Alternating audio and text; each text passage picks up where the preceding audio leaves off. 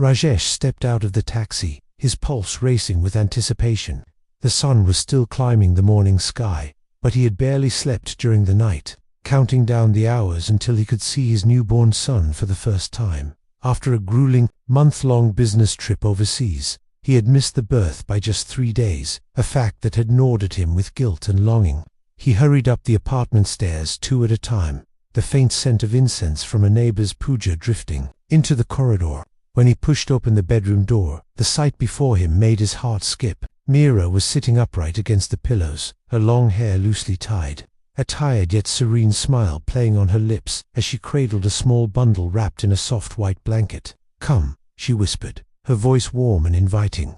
Rajesh's hands trembled as he took a cautious step forward.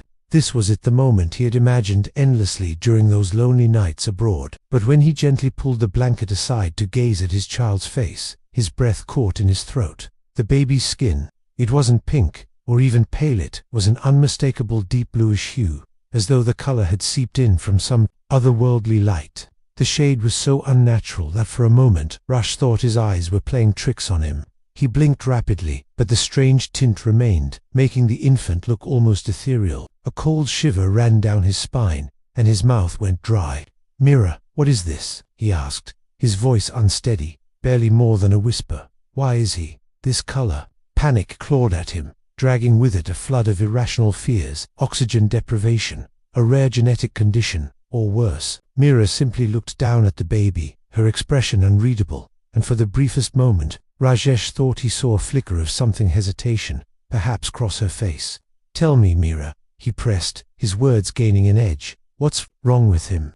The baby stirred, letting out a small, soft cry, and Rajesh felt his stomach twist into knots. It wasn't supposed to be like this. He had imagined joy, relief, and laughter, not this creeping dread that now sat heavy on his chest. Outside, a stray dog barked somewhere in the street, the sound strangely distant. Inside the room, an uneasy silence settled between husband and wife, broken only by the faint, steady breathing of the child whose very appearance had just shaken Rajesh to his core. For a long moment, Meera did not answer. She simply rocked the baby gently, her gaze fixed on the tiny face nestled against her arm. Rajesh stood frozen, his mind caught between fear and confusion, his breath coming shallow as the seconds dragged by. Finally, Meera looked up, her expression softening, and she let out a quiet sigh. "Rajesh, you've been away too long," she began, her voice calm, almost soothing, though it carried a trace of amusement. "You're letting your imagination run wild." She tilted the baby slightly, revealing more of his delicate features. "This morning, the nurse applied a traditional herbal paste to his skin to ease a rash. My grandmother swore by it cools the body and protects from infection. It stains the skin for a few hours, nothing more."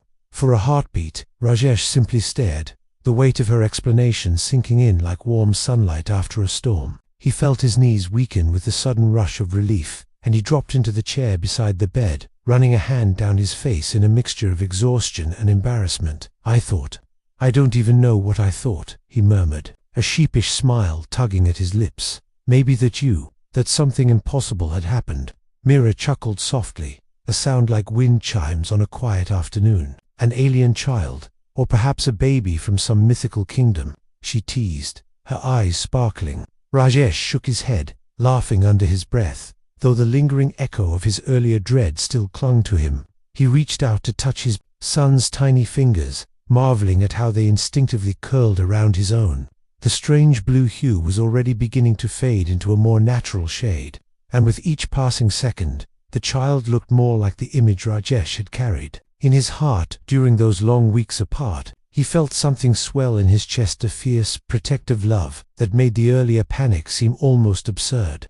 Outside, a soft breeze stirred the curtains, carrying with it the scent of blooming jasmine from the garden below.